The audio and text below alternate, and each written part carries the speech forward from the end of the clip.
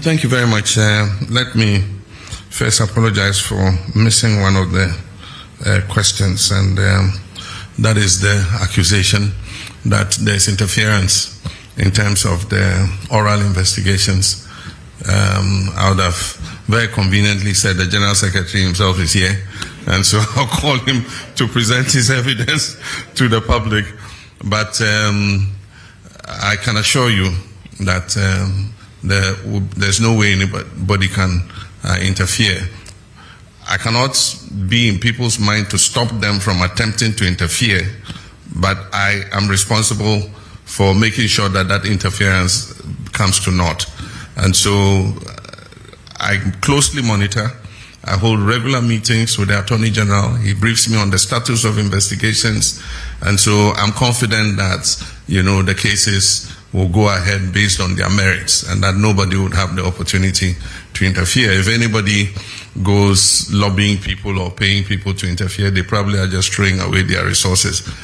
All cases will be investigated and come to their logical end. If people are exonerated in the courts, that's what justice is all about.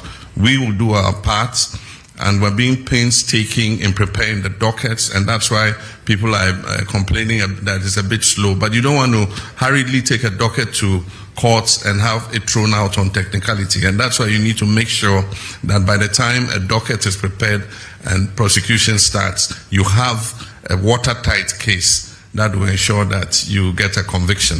And so that's the process that we're going through. There was also a question that was tied to water, but it also had to do with Galamsey. It says that the justification for water company asking for such a steep increase was because of the cost of treating the water. And I answered it in terms of the tariff, but not in terms of the Galamsey in the water. But in my statement, I indicate that we've just started with the Blue River Guards. We're training more and more of them. These are long expanses of water bodies. And so far, those we've trained are 605, even the length of the Ankobra.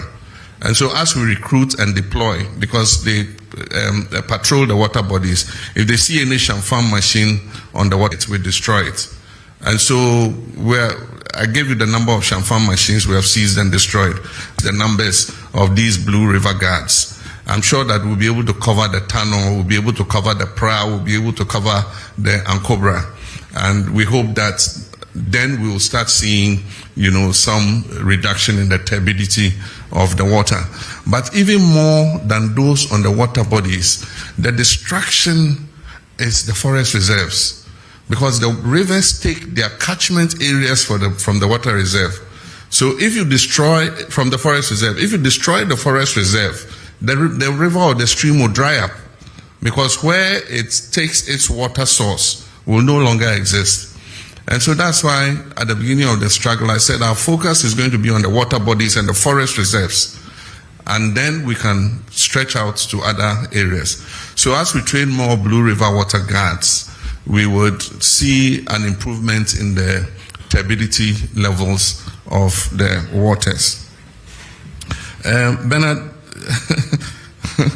said I'm in danger of becoming a supreme leader. Look in my face, do I look like a supreme leader?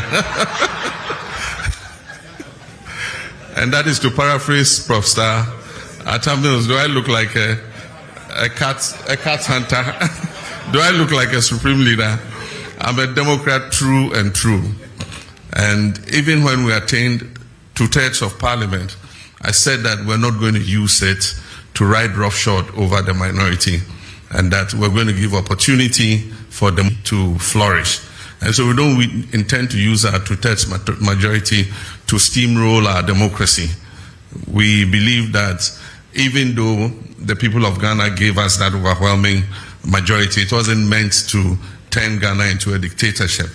They gave it to us in order that we could carry out reforms to make our governance better. And I think that we stand a very good chance with that 2/3 majority to finally move the amendments to the Constitution that we have all wanted. In the past, because of hung parliaments and all that, we couldn't make any progress because there are some of those amendments for which you need an overwhelming majority. And so Ghanaians have given us that opportunity and say, look, go ahead and do these things so that we can have a better constitution that will take Ghana for many more generations to come. And so that's what I believe. But I certainly am not on the way to becoming a supreme leader or an autocrat. Yendi and Tamale water.